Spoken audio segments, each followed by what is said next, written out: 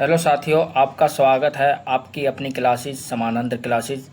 जैसा कि सभी साथी जानते हैं कि हमने विकास के अर्थ और विकास की अवस्थाएं सब समझाने का प्रयत्न किया, सरल शब्दों में और विभिन्न मूल टेक्स्ट के माध्यम से मैंने समझाने का प्रयास किया।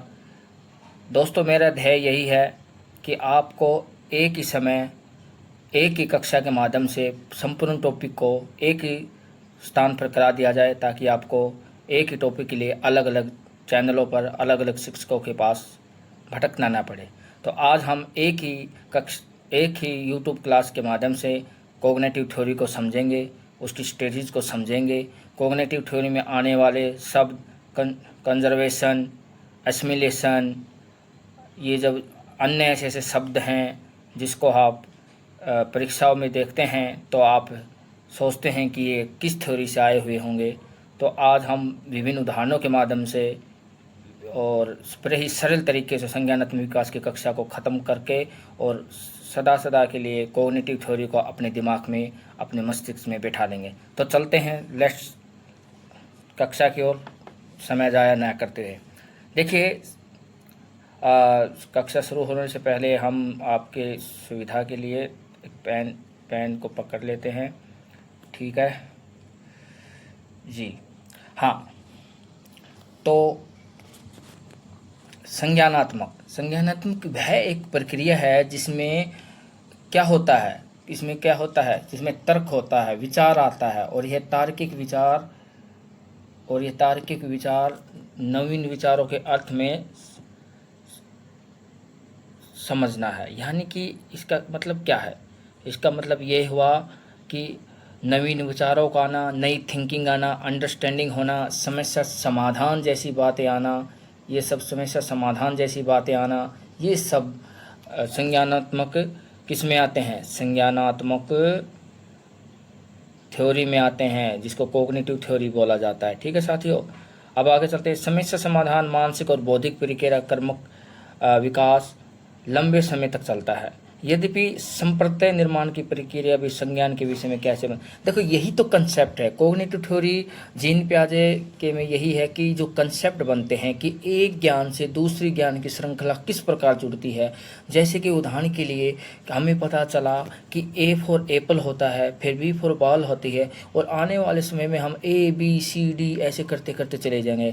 जिस प्रकार हमें पता चलेगा कि 4 पैरों वाला जो पशु होता है वो कुत्ता होता है। पहले हम ये पता चला कि 4 पशु वाला पैर जिसके हमें कुत्ता होता है। फिर हम देखते हैं कि दूसरी जगह हमें दिखाई देती है कि ये तो बिल्ली भी ये कौन सा जानवर है जिसके 4 पैर है, पूछ, लेकिन इसका साइज कुत्ते से, लेकिन ये तो कुत्ता नहीं है, ये तो उससे अलग कलर का है। तो अब हमें बताया जाएगा ये तो बिल्ली है। तो इस प्रकार कुत्ता, बिल्ली, ऐसे ऐसे हमारे शरीर में एसिमिलेशन होते जाएंगे, अकोमोडेशन होता जाएगा, नए नए ज्ञान जुड़ते जाएंगे, और यही कंसेप्ट कॉग्निटिव है। और ये जीन पियाजे की थ्योरी इसी बात को समझाने का प्रयास कर रही है कि ये ज्ञान कैसे आखिर होता कैसे है, और इस ज्ञान तक हम ये ज्ञान जुड़ता कैसे है।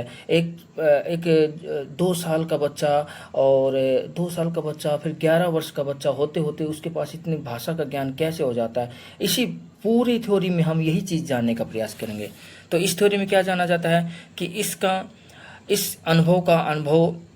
अनुभव कैसे इसे समझते हैं, प्रत्यय विकसित कैसे होते हैं संज्ञान में, ये सभी संज्ञान में कैसे चीज़ें आते हैं। विषय वस्तु शिक्षण अधिगम के दौरान कई नए संप्रत्यय विकसित होते हैं, नए कंसेप्ट। यहाँ संप्रत्यय यानी हिंदी में इसको समझना कि कंसेप्ट, बहुत से नए अनुभव विकसित होते हैं और कई दूसरी मानसिक प्रक्रियाएं संचालित होती है। ये सब संज्ञान से संबंधित क्या है? ये सब संज्ञान से संबंधित हैं,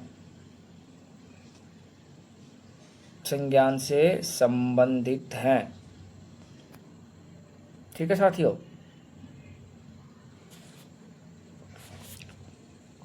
अब आगे बढ़ते हैं। संज्ञानात्मक विकास एक ऐसा विषय है जिसमें मनोविज्ञान में बहुत से शोध अध्ययन हुए हैं और हो रहे हैं। संज्ञानात्मक विकास के बहुत से सिद्धांत हैं जो अलग अलग और कभी कभी विरोधाभासी विचार करते हैं। इसको कोई बात नहीं है भाई, संज्ञानात्मक विकास में वाइगोत्स्की भी कुछ कहेंगे और जीन पियाजे भी कुछ कहेंगे, कुछ नए विचार जोड़ेंगे। तो ये सब सिद्धांत सब जगह सब विषय में चलता है, ये बात हमारे लिए ज़्यादा जरूरी नहीं है। अब देखो अगले क्या है, संज्ञानात्मक विकास का बहुत बड़ा भाग बाल्यावस्था में विकसित होता है। देखो कल हमने जब डेवलपमेंट की बातें कर रहे थे, जब आपको बता रहे थे कि जितना पूरा विकास मनुष्य के जीवन में होता है उससे आधा विकास 6 वर्ष तक बच्चे का हो जाता है। तो यही भी वही बात दोहरा रहे हैं कि बाल्यावस्था में सब विकसित हो जाता है, संज्ञानात्मक विकास बड़ा भाग बाल्यावस्था में विकसित होता है, यानी कि बहुत सी चीज़ें संज्ञानात्मक नई नई चीज़ें बाल्यकाल में चाइल्डहुड एज में जुड़ जाते हैं, और इसीलिए इसको प्रारंभिक वर्ष भी कहा जाता है। इसी को निर्माणात्मक, इसको कॉन्ट्रैक्ट होता है, इसमें कंस्ट्रक्शंस का निर्माण होता है, तो कंस्ट्रक्शंस एज भी इसको कह देते हैं, निर्माणात्मक। और आगे चलते हैं दोस्तों, संज्ञानात्मक विकास विकास के समान एक कर्मिक प्रक्रिया है। जैसे जिस प्रकार डेवलपमेंट होता है उसी प्रकार एक कोग्निटिव एक थिंकिंग भी एक कर्मिक चलती है।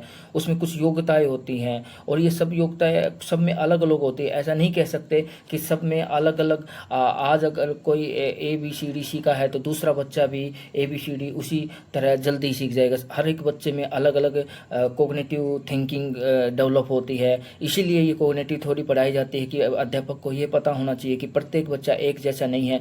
एक बच्चा अगर मैथ को जल्दी सीख रहा है तो हो सकता है दूसरा बच्चा इंग्लिश को जल्दी सीख ले।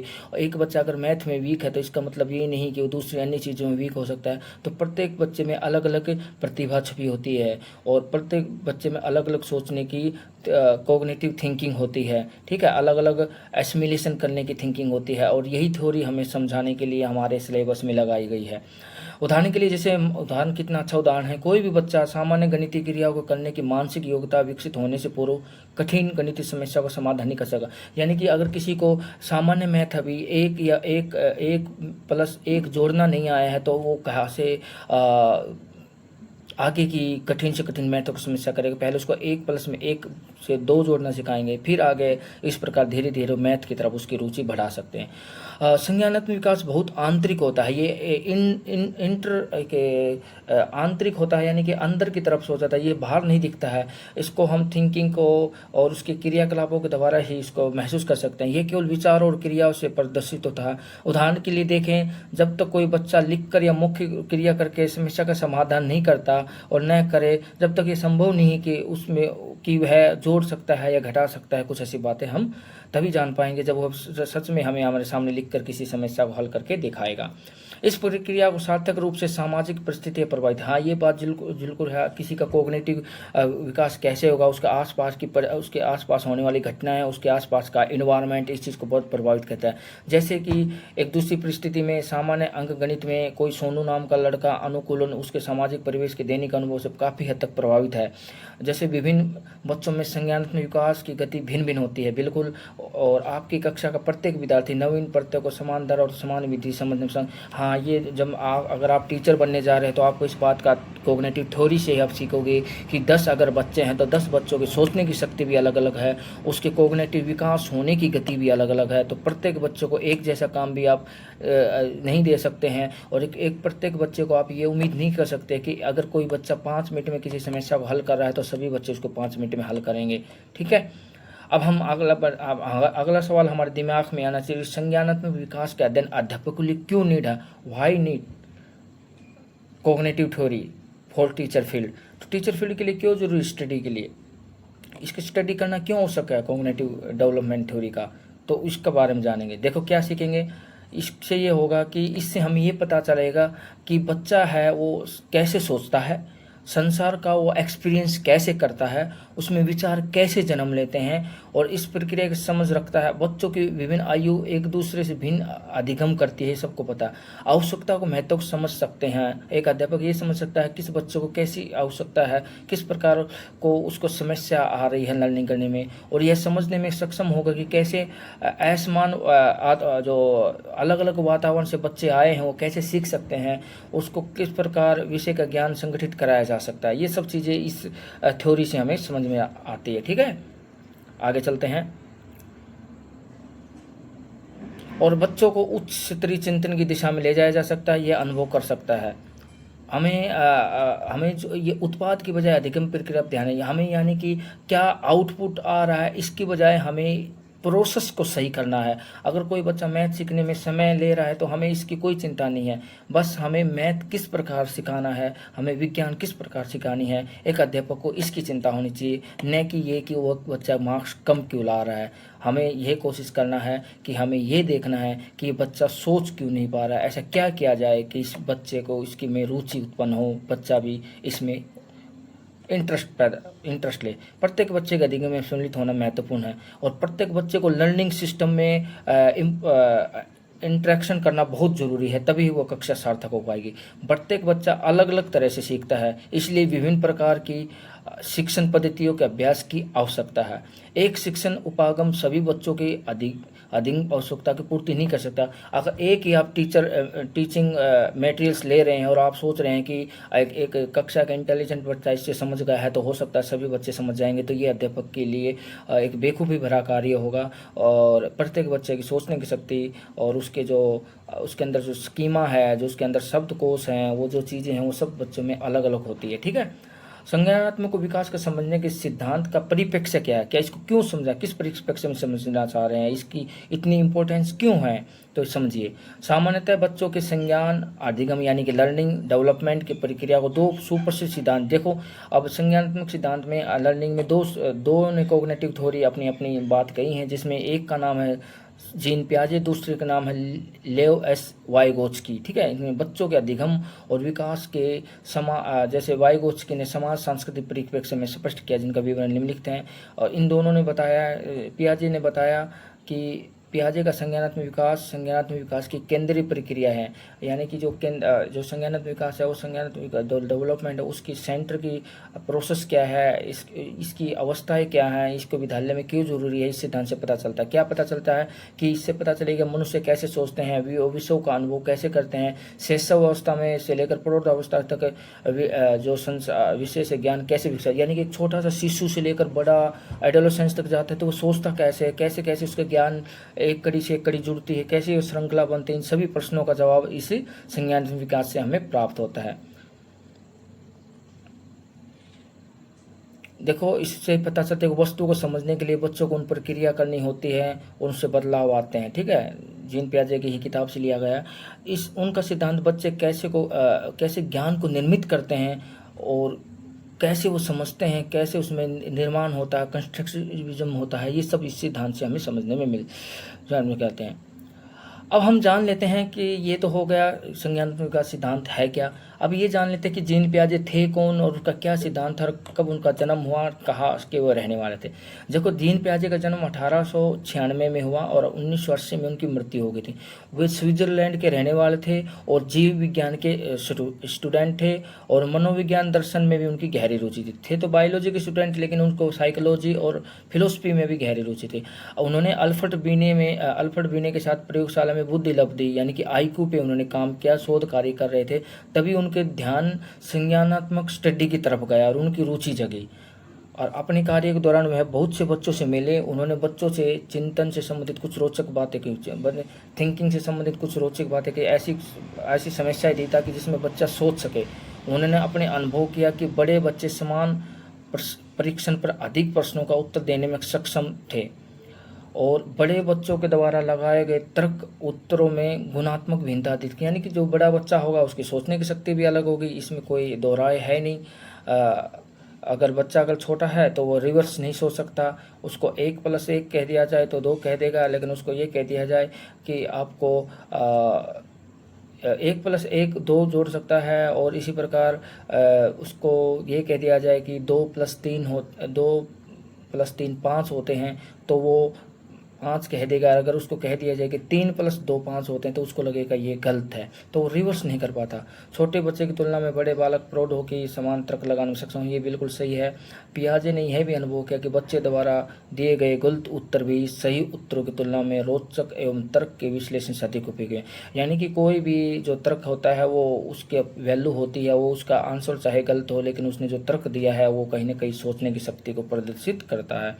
एक आयु के बच्चे के गलत तर्कों के मध्य समानता थी। ठीक है, उसने ये अनुभव किया और उन्होंने यह भी अनुभव किया कि उन्होंने अनुभव किया, समझा कि एक नियंत्रित और संरचनात्मक वातावरण में बच्चा स्वयं को व्यक्त करने में सक्षम। उन्होंने ये कहा कि अगर किसी को, एक बच्चे को लिमिट में बांध दिया जाए कि आपको इसी तरह का कार्य करना है और उसको फ्रीडम नहीं दी जाएगी, तो वो अपनी एक्सप्रेशंस है वो अच्छे से नहीं कर पाएगा। इसलिए बच्चों को इसलिए अध्यापक को ध्यान रखना चाहिए कि कक्षा में ऐसा वातावरण बनाया जाए जिसमें बच्चों को ये नहीं लगे कि उसको कोई उसके ऊपर कोई बाधा है, उसको कार्य करने के लिए फोर्स किया जा रहा है। उसको सोचने को पूर्ण रूप से स्वतंत्रता प्रदान की जानी चाहिए ताकि वो अपनी थिंकिंग को अच्छे से डेवलप कर सके। ठीक है, ये थे कॉग्निटिव थ्योरी में जीन पियाजे का।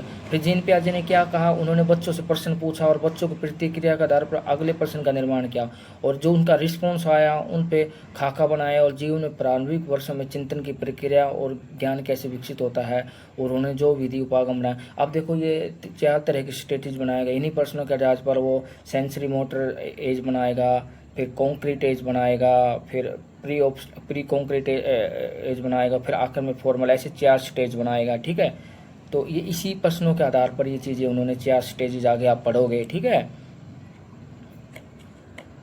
संज्ञानात्मक विकास की केंद्रीय प्रक्रिया पियाजे ने 3 केंद्रीय संप्रत्यय प्रतिपादित किए। उन्होंने 3 ये बताया कि इसमें 3 कंसेप्ट ऐसे प्रत्यय काम करते हैं। पहला कंसेप्ट है कि संगठन की प्रक्रिया। पियाजे ने प्रतिपादित किया लोग अपने विचारों को नियोजित करने की आदत के साथ के जो जन्म होता है, जिसका जन्म होता है कि उसमें कुछ ऐसी आदतें नियोजित जन्म से होती है जिसमें ज्ञान नियोजित करने की आदत होती है। ठीक है, उसमें ज्ञान शुरू से ही जोड़ने का अनुभव लेकर पैदा होता है। संरचनात्मक नियंत्रित और संरचनात्मक वातावरण बच्चों को स्वयं अभिव्यक्त करने में सक्षम नहीं होते, ये हमने पढ़ लिया है और वो खाका तैयार किया है। ये चीज़ें वही रिपीट हो गई है। आगे बढ़ते हैं। देखो जैसे एक उदाहरण है कि शैशवावस्था प्रौढ़ावस्था के आकर्षण अनुभव। देखो उदाहरण है कि रमन एक बच्चा है जो अपनी पूर्व बालावस्था में कुत्ते को पहली बार देखता है। देखो एक रमन, मोहित, रोहित, रवीना, टिंकी, ये कुछ भी नाम हो सकता है। इसके ये कह रहे हैं कि एक उदाहरण है, एक रमन नाम का बच्चा है, वह पहले कुत्ते को देखता है और कुत्ते को देखकर उसको पता चलता है कि कहा जाता है कि कुत्ता एक पशु है, उसने कहीं पढ़ा था। ठीक है, फिर वो कुत्ते को देखता है, उसको लगता है ये कुत्ता है जिसके 4 पैर हैं। ठीक है, जिसके 4 पैर हैं। अगली बार वह आसानी से पहचान जाता है कि अगली बार कि ये कुत्ता है, देखता आसानी से पहचान जाता है।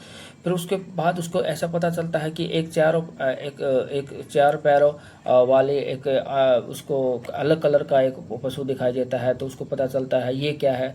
तब उसको पता चलता है ये 4 पैरों वाला ये भी कुत्ता होगा। नहीं, उसकी माँ कहती है कुत्ता नहीं है, बिल्ली है। तो इस प्रकार वो सहज से उस ज्ञान को अपना अडॉप्ट कर लेता है, उसमें जोड़ लेता है। तो इस प्रकार करता है। तो ये चीज़ें उसमें, ये रोएदार उसकी पूंछ हैं, ये सब चीज़ें उसको पशु बने। लेकिन आगे क्या होता है, अब हम जाते हैं, ये यहाँ तक तो कोई चिंता नहीं थी। अब अडोप्टेशन क्या है? अडोप्टेशन, अनुकूलन। ये बार बार परीक्षा में पूछा जाता है कि अनुकूलन होता क्या है। हर बार अडोप्टेशन, इंग्लिश में इसको एडेप्टेशन बोलते हैं। एडेप्टेशन क्या है? जैसे कि आपने जीव विज्ञान में पढ़ा, एक प्रक्रिया जिसमें प्राणी अपने वातावरण में समाजित है। यदि आप याद करें, हमने पढ़ा कि पियाजे जीव विज्ञान के विद्यार्थी थे, इसलिए उनके बहुत से सिद्धांत जीव विज्ञान के लिए ही हैं। जैसे मनुष्य वातावरण में अनुकूलित होते हैं, उनके चिंतन में उनके द्वारा अनुभव किए जाने वाले परिवर्तन से अनुकूलित होते हैं। जैसे मान लीजिए आपको पता चला कि ये क्या कहना चाहते हैं, जैसे कि हमें सर्वाइव करना है, हमें पता चल गया कि जिसके 4 पैर हैं, एक पूंछ होती है, वो कुत्ता होता है। लेकिन उसी प्रकार हम थोड़ी देर में देखते हैं कि एक 4 पैर वाला जानवर और आ रहा है, लेकिन आपकी माँ धमकाते हुए आप बोलते देखो मम्मी ये कुत्ता है, लेकिन आप कहते हैं, आपकी मम्मी कहती है नहीं बेटा ये कुत्ता नहीं है, ये बिल्ली है।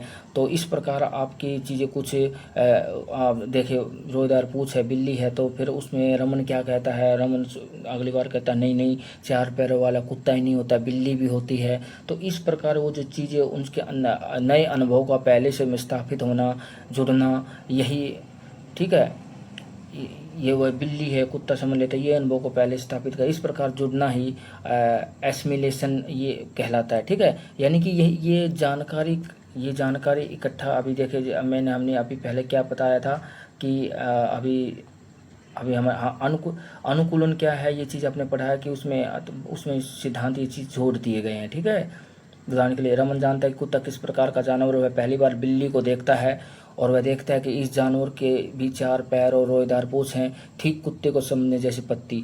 वह बिल्ली को कुत्ता कहता है। रमन ने क्या किया, उसने कुत्ते से संबंधित ज्ञान को पद्धति पर नए पशु में समझने में प्रयोग किया। यद्यपि बिल्ली कुत्ते जैसी नहीं दिखती, वह बिल्ली को कुत्ता समझ लेता है। नए अनुभव का पहले से स्थापित पद्धति से इस प्रकार जुड़ना ही, और फिर ये जो चीज़ें जुड़ती हैं इसी को एसिमिलेशन या आत्मसात्कीकरण कहलाता है। यानी कि नई चीज़ को, पुराने ज्ञान के साथ नए तथ्य को जोड़ देना ही और उसमें उसको संतुलित कर देना ही आत्मसात्मीकरण है या एसिमिलेशन कहलाता है। ठीक है, ये विचारों के अनुकूलन की एक प्रक्रिया है। एक दूसरा उदाहरण देख लें। एक दिन रमन को बिल्ली के साथ नया अनुभव होता है। वह देखता है कि बिल्ली कुत्तों की तरह नहीं भौंकती, वह कुछ अलग आवाज़ निकालती है और यह उसकी पद्धति से नहीं मिलता। धीरे धीरे वह दोनों जानवरों के मध्य अंतर देखता है। एक दिन अपनी माँ से बातचीत में बिल्ली को कुत्ता कहता है, तब उसकी माँ सुधार करती है और कहती है, रमन यह कुत्ता नहीं है, यह बिल्ली है। अब रमन को अपने कुत्ते को समझने की वर्तमान पद्धति में परिवर्तन करना होगा, जिसमें वह बिल्ली को समाहित करता है। अब बिल्लियों को समझने की नई पद्धति होगी।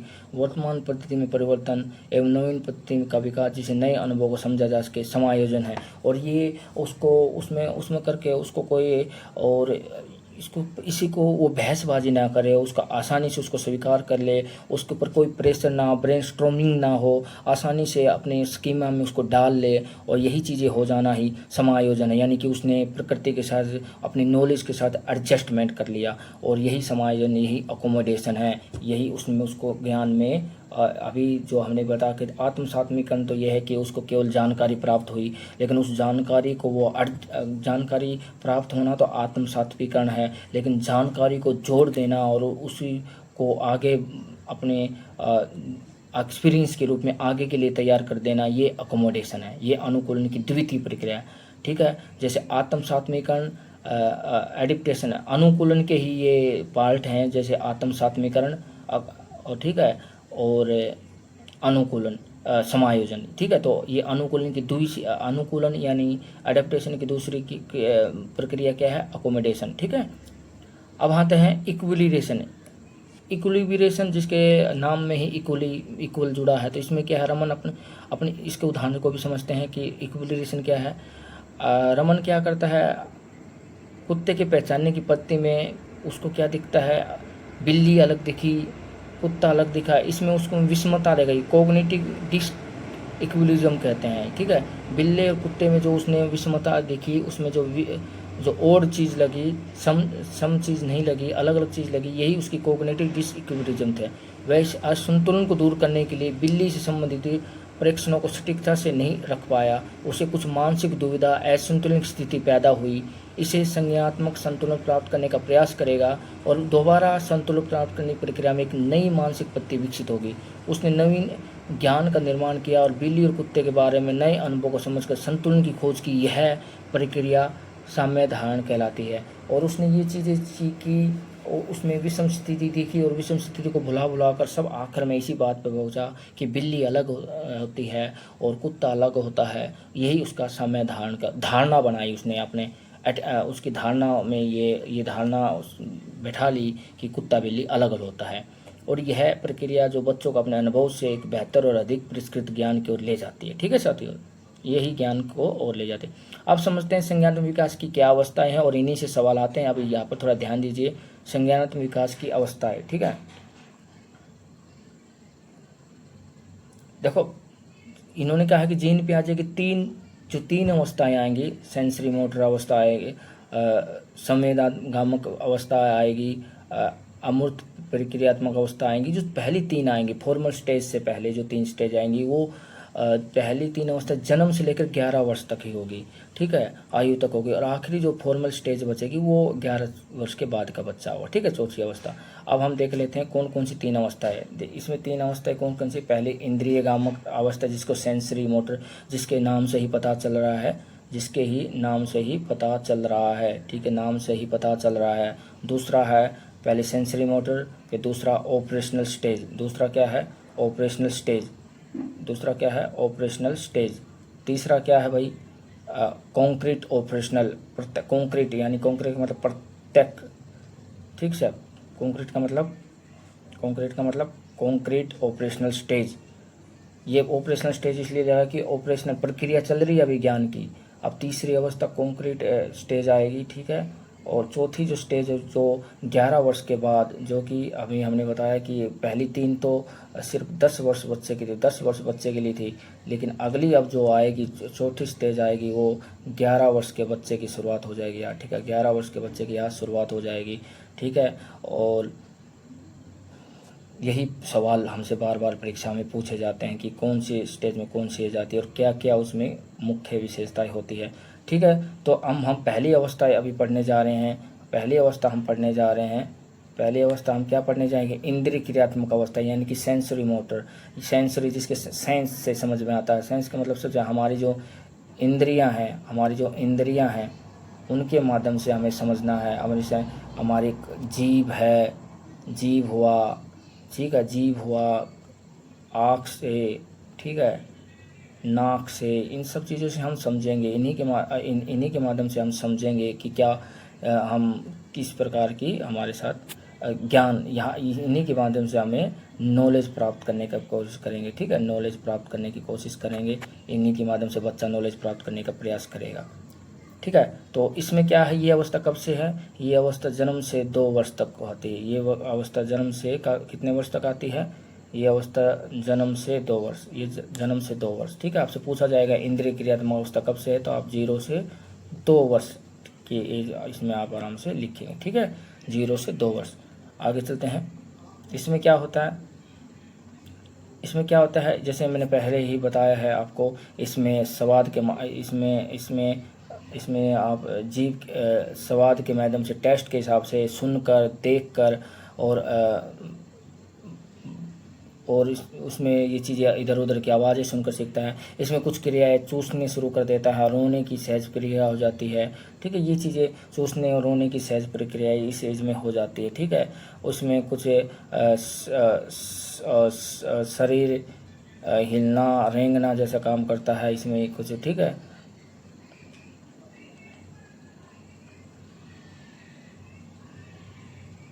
ठीक है, इसमें खासियत क्या है,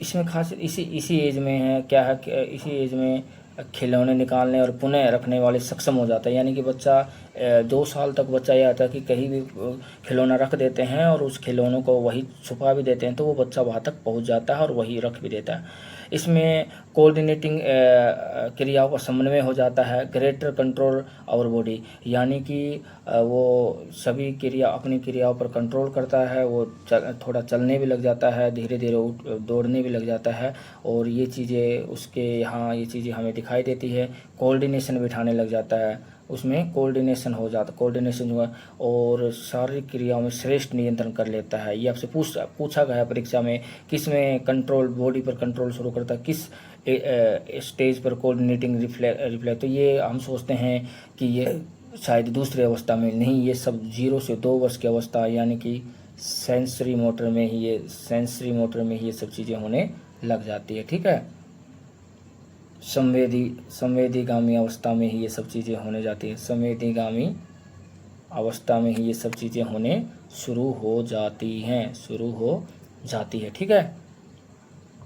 इसी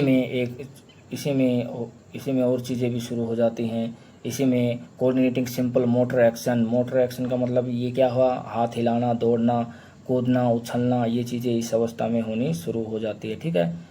इस अवस्था में एक सबसे खासियत, बार बार सवाल पूछा जाता है, इसी अवस्था में सबसे बड़ा ऑब्जेक्ट परमानेंसी आ जाती है कि कोई चीज़ अगर हम पहले बच्चे को कह देते हैं कि ये चीज़ कहीं छुपा के रख देते हैं किसी अलमारी में चीज़, तो बच्चे को पता चल जाता है कि यहाँ पर कोई चीज़ रखी गई है और बच्चा वहाँ तक पहुँच जाता है, ठीक है। तो ये चीज़ का ध्यान रखता है, ये ऑब्जेक्टिव परमानेंसी आ जाती है इस बच्चे में। अब आपसे सवाल बनता है कि ऑब्जेक्टिव परमानेंसी या वस्तुगत स्थायित्व किस एज में आता है, तो अब संवेदीगामी अवस्था में, किसमें, संवेदीगामी अवस्था, ये याद रखना, संवेदीगामी अवस्था में आता है। और इसमें क्या हो जाती है, इसमें शिशु की सोच इतनी विकसित नहीं होती कि वह यह समझ सके कि यदि वस्तु से दिखाई नहीं दे रही अथवा अनुभव में नहीं है तो भी उसका अस्तित्व रहता है। यानी कि बस एक चीज़ इसमें ये हो जाती है कि अगर उसको ये लगता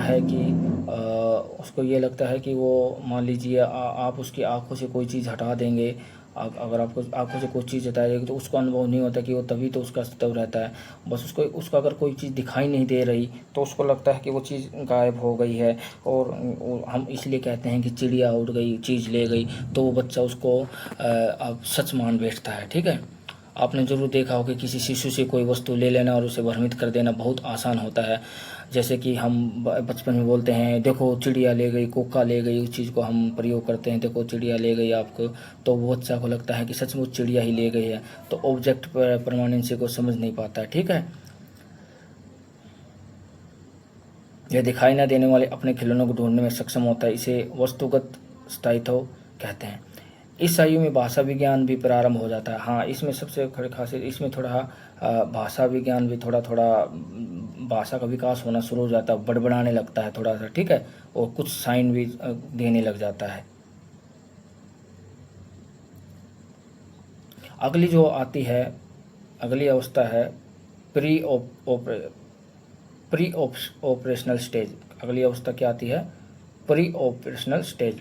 प्री ऑपरेशनल स्टेज ये कहाँ से है? वो 0 से 2 थी तो ये उससे आ गई होगी, ये 2 से 7 वर्ष, ये 2 से 7 वर्ष। ठीक है, ये प्री ऑपरेशनल स्टेज, अभी ऑपरेशनल नहीं है, ऑपरेशनल से पहले की स्टेज। तो इसमें इसका नाम में प्री आ गया है, तो यानी कि ऑपरेशनल में कुछ खास चीज़ होगी, तो अभी इसमें कुछ कमियां ही होगी। तो अगर सेंसरी मोटर में सेंस के माध्यम से कुछ सीख रहा था बच्चा 2 साल तक, अब उसमें सेंस नहीं है, अब उसको शब्द उसमें ऐड ऑन हो जाएंगे, अब उसके पास सोचने की शक्ति थोड़ी अलग होगी। पहले ऑब्जेक्ट पर में, अभी देख लो ऑब्जेक्ट परमानेंसी उसके अंदर आ जाएगी, अब उसको चिड़िया कहकर उसको बहकाया नहीं जा सकता, वो सच में सवाल पूछेगा, नहीं नहीं चिड़िया नहीं ले गई है, मेरी खिलौने को कहाँ छुपाया गया है। और अब 1 प्लस में 1 2 नहीं, वो 2 प्लस में 3 भी जोड़ सकता है, वो रिवर्सिविटी भी थोड़ी थोड़ी उसमें आने लग जाएगी या नहीं आएंगी, ये सब चीज़ें इसमें अगली अवस्थाओं में हम जानेंगे। ठीक है, तो इस अवस्था में क्या आता है? 2 से 7 वर्ष की अवस्था में क्या आता है? आयु की, ये 7 वर्ष की आयु की है प्रारंभिक विद्यालय का आता है। हाँ, इस अवस्था को जानने के लिए कि इसी एज में बच्चा स्कूल में आता है, तो ये एज को समझना बहुत ही इम्पोर्टेंट है, इसलिए सवाल यहाँ से बनते ही हैं, प्रयोग में बहुत ज़रूरी है। ठीक है, इस अवस्था को समझना महत्वपूर्ण है, क्योंकि इस अवस्था के उत्तरार्ध में बच्चा विद्यालय जाना प्रारंभ कर देता है और पूर्व अवस्था में वर्णित की गई मानसिक प्रक्रिया इस अवस्था में ठीक प्रकार से विकसित हो जाती है। इन्हीं प्रक्रियाओं के आधार पर विकास होता है और इसी तथ्य पर होते हैं। बच्चे में विभिन्न प्रकार की क्रियापत्ति होती है, बहुत सी कमियां भी इसी अवस्था में। तो बच्चा किसी क्रिया को शारीरिक रूप से करता है, न कि मानसिक रूप से। बच्चा किसी कार्य को करने या पलटने की मानसिक कल्पना नहीं कर सकता। इसकी सबसे बड़ी कमजोरी यही है कि यहाँ पर है ना, बच्चा मानसिक क्रिया, काल्पनिक क्रिया नहीं कर सकता।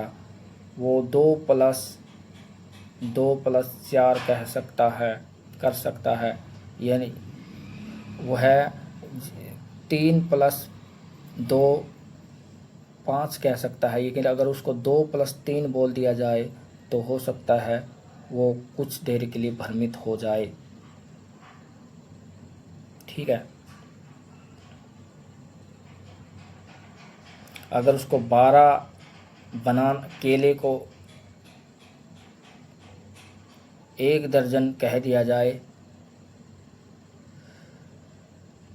और फिर कहा जाए कि 1 दर्जन में 12 केले होते हैं, तो वो कुछ देर के लिए सोचेगा कि ये क्या बोल दिया गया है, तो उसमें रिवर्सिबिलिटी नहीं होती है। ठीक है, उसको सोचने की शक्ति रिवर्स नहीं कर पाता। ये ऑपरेशनल थिंकिंग, इसको और कल्पना नहीं कर सकता। क्रिया को मानसिक तौर पर करने या बदलने की क्षमता को परिचालकता या परिचालक चिंतन या ऑपरेशनल थिंकिंग कहते हैं। ये द्वितीय अवस्था ऐसे चिंतन के विकास से पूर्व आ जाती है, तो इसे प्री ऑपरेशनल कहते हैं। यह वह अवस्था है जो कि परिचालक चिंतन के लिए बच्चों को तैयार करती है। ठीक है सर, उदाहरण के लिए इसमें उदाहरण देखते हैं। वह जैसे कि प्री ऑपरेशनल स्टेज का एक उदाहरण है, देखिए, वह एक सेब का चित्र देखकर उसे पहचान सकते हैं। वह एक सेब का चित्र उसे पहचान सकते हैं। वह एक खाली कप से चाय पीने की क्रिया भी कर सकते हैं, नाटक भी कर सकते हैं। यहाँ तक इतना, जहाँ सेंसरी मोटर में वहाँ तक सोचने की शक्ति नहीं थी, लेकिन यहाँ सेब को देखकर पहचान लगा सकते हैं कि ये सेब का चित्र है। ठीक है, इतने जोड़ने का काम यहाँ हो जाता है। लेकिन इसमें सबसे बड़ी जो कमी है वो वन वे लॉजिक, एक ही तरफ से ही बच्चा सोचता है, लॉजिक नहीं लगाता, सेकंड लॉजिक नहीं लगा पाता, एक ही लॉजिक के माध्यम से सीखने का प्रयास करता है। जैसे उदाहरण के लिए रिंकू रिंकू की आयु 5 वर्ष की है, उसकी शिक्षिका रिंकू की आयु 5 वर्ष की है, उसकी शिक्षिका रिंकू का आयु 5 वर्ष की, उसकी शिक्षिका एक क्रिया पर कार्य कर रहे हैं। सुमन रिंकू को समान मात्रा में पानी भरे गिलास देती है। ये उदाहरण दीजिए, इस उदाहरण को यहाँ समझिए। जैसे इस उदाहरण को हम ज़्यादा शब्दों में आपका समय खराब नहीं करते, यानी कि जैसे मैं हूँ, मेरे सामने कोई बच्चा है, ABC आप में से कोई भी हो सकता है, उसके सामने मैं एक गिलास में कहूँगा कि इसमें पानी है और एक गिलास में मैं कहूँगा कि इसमें पानी है। तो अगर मैं बच्चे को बोलूँगा कि बताइए किसमें ज़्यादा पानी है, तो बच्चा कहेगा ये ऊंचा लग रहा है और इसमें पानी ज़्यादा है, तो वो कहेगा इसमें ज़्यादा है। जबकि देखो इसकी जो चौड़ाई हो ज़्यादा है, लेकिन इसको वो मना कर देगा। उसमें कन्वर्सेशन वर्गीकरण की उसमें क्षमता नहीं है, वर्गीकरण नहीं कर पा, क्लासिफिकेशन नहीं कर पा रहा है, ठीक है। उसको ये नहीं पता है कि इसका जो स्पेस है वो दिखने में ऊंचा है, लेकिन इसमें इसकी क्षमता कम है। तो ये चीज़ें इसमें वो नहीं कर पाता, ठीक है। यही उदाहरण पूरा है, जिसको मैं आपका समय खराब ना करते हुए आगे बढ़ता हूँ। जिस एज में नहीं वर्गीकरण और क्रमांकन भी वो एक चीज़ को क्रम से भी नहीं लगा पाएगा, ठीक है। हाँ, इस एज में सबसे बड़े इसमें केवल वह अतः अपनी माँ को, इसमें एक चीज़ होती है इकोसेंट्रिज्म, इसमें सबसे बड़ी है ईगोसेंट्रिज्म। इसमें ईगोसेंट्रिज्म क्यों आ जाती है इस एज में? इस ईगोसेंट्रिज्म इसलिए आ जाती है कि उसको लगता है कि मुझे जो अच्छा लगता है वही सबको अच्छा लगता है। इसलिए अगर वह दौड़ना चाहता है तो उसको लगता है कि मेरी माँ भी मेरे साथ दौड़कर खुश होगी, उसको लगता है मेरी मम्मी भी मेरे साथ दौड़कर खुश होगी, ठीक है। ये चीज़ें उसको लगता है, लेकिन जबकि ऐसा नहीं होता। यहाँ बच्चा मतलबी होता है, सेल्फिश होता है, ठीक है। इसलिए आपने देखा होगा कि बच्चा खुद जो कार्य करता है वो औरों को भी साथ लेकर समूह में करने का कार्य करता है। इसमें एक क्रिया इसी समय प्री ऑप्शनल स्टेज में एक चीज़ और होती है, कोलेक्टिव मोनो डायलॉग होता है, कोलेक्टिव मोनो डायलॉग होता है। इसमें सामूहिक एकलाप होता है, वह स्वार्थी अपने आप से बतलाता है और कभी अपने आप से भी बात करते हुए दिखाई देता है और अपने आप से मतलब रखता है, अपने आप की बात को सबसे ऊपर रखने की कोशिश करते रहता है। इसलिए वो अध्यापकों की बातों का अनुदेश अध्यापकों को बातों को नहीं मानता और उस शरारत करता है। तो इसका मतलब ये नहीं है कि यह उसकी कमी है, कि ये उसकी एज का इफ़ेक्ट है। यही बात अध्यापक को समझनी होगी, तभी यह कॉग्निटिव थ्योरी पढ़ाई जा रही है, ताकि बच्चा ताकि टीचर समझ सके, ठीक है, ताकि टीचर समझ सके।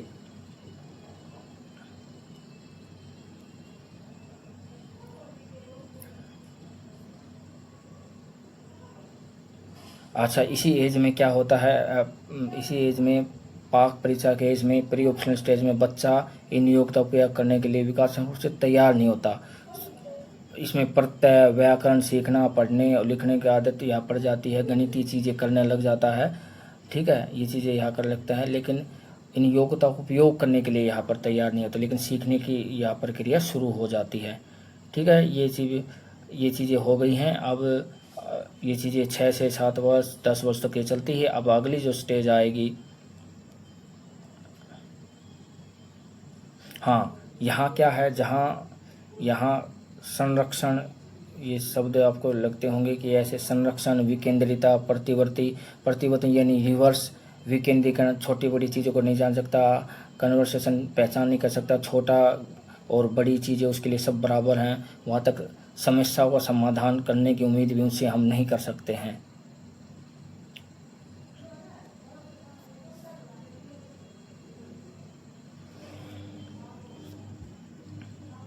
अध्यापक को इस बात का ध्यान रखना चाहिए कि एक ही समस्या को एक बार बता दिया गया है तो ज़रूरी नहीं है कि अलग अलग बच्चे को समस्या ना बताई जाए।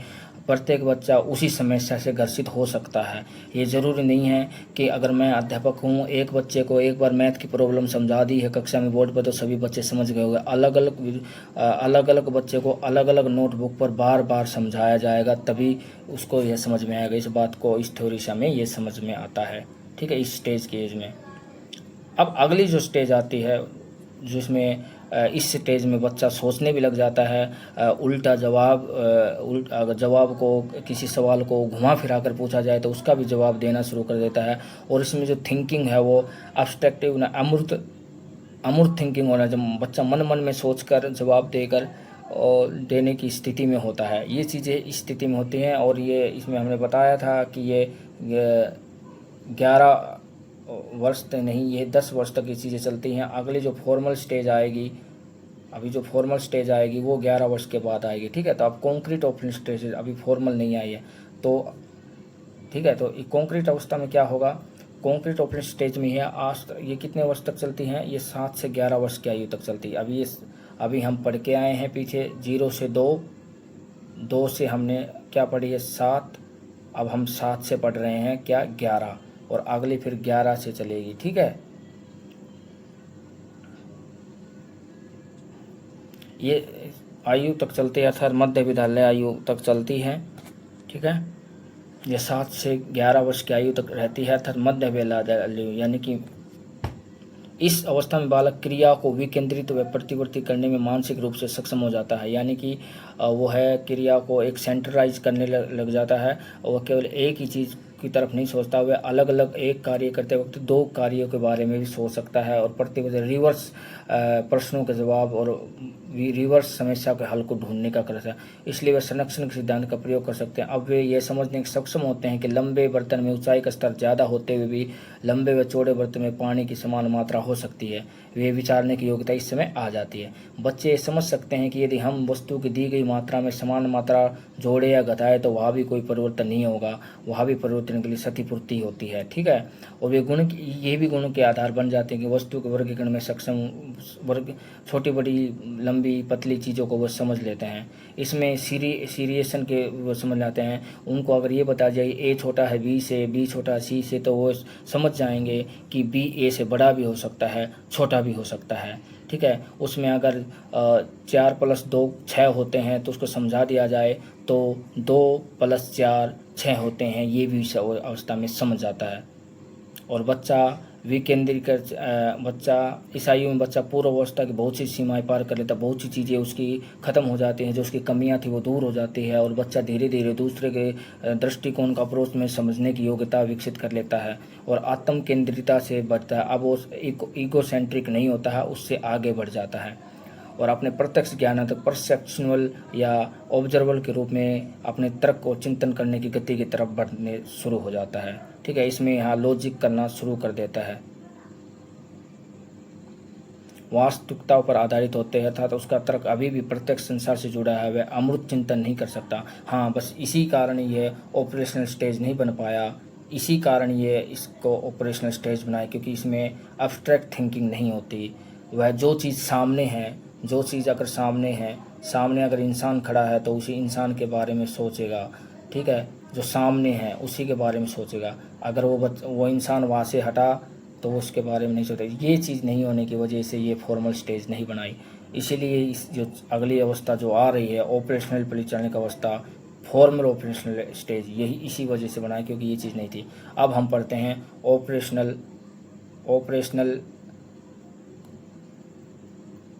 Formal operational stage. Formal operational यानी कि औपचारिक परिचालक अवस्था, ये बहुत महत्वपूर्ण है। ये 11 वर्ष की आयु से प्रारंभ हो जाती है, ठीक है।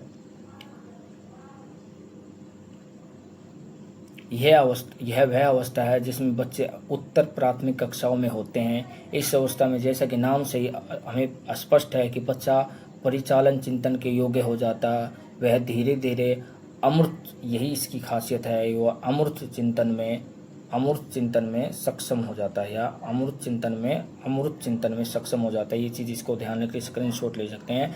अमूर्त चिंतन में सक्षम हो जाता है।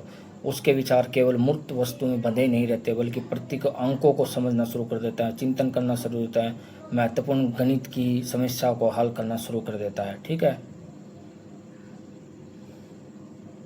रीजनिंग समझना शुरू कर देता है, हाइपोथेसिस बनाना शुरू कर देता है, अनुमान के आधार पर समस्या को हल करना शुरू कर देता है।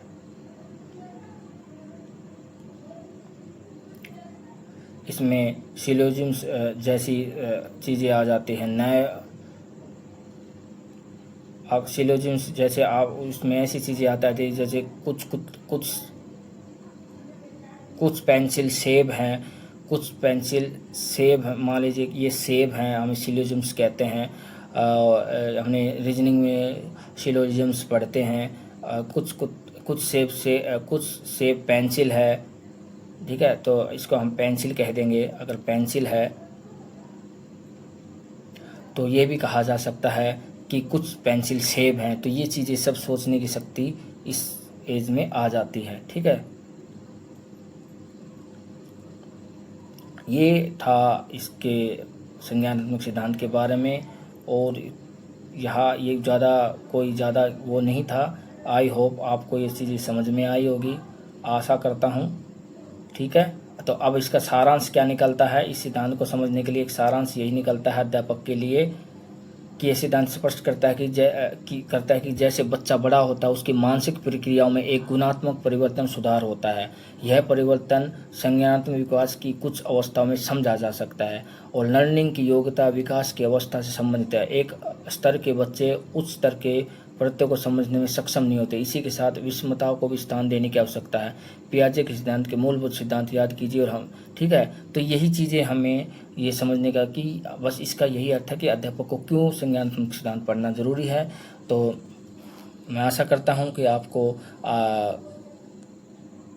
आज संज्ञानात्मक विकास को लेकर कोई उलझन नहीं रही होगी। अगर आपको किसी प्रकार की भी कोई समस्या आती है तो आप कमेंट बॉक्स में लिख सकते हैं और हम टेलीग्राम का लिंक वीडियो के डिस्क्रिप्शन में दे देंगे, आप वहाँ भी अपनी समस्या बता सकते हैं। और इस चैनल से ऐसे जुड़े रहिए, अपना सपोर्ट कीजिए। आगे भी हम इसी प्रकार आपके लिए कक्षाएं लाते रहेंगे। नमस्कार।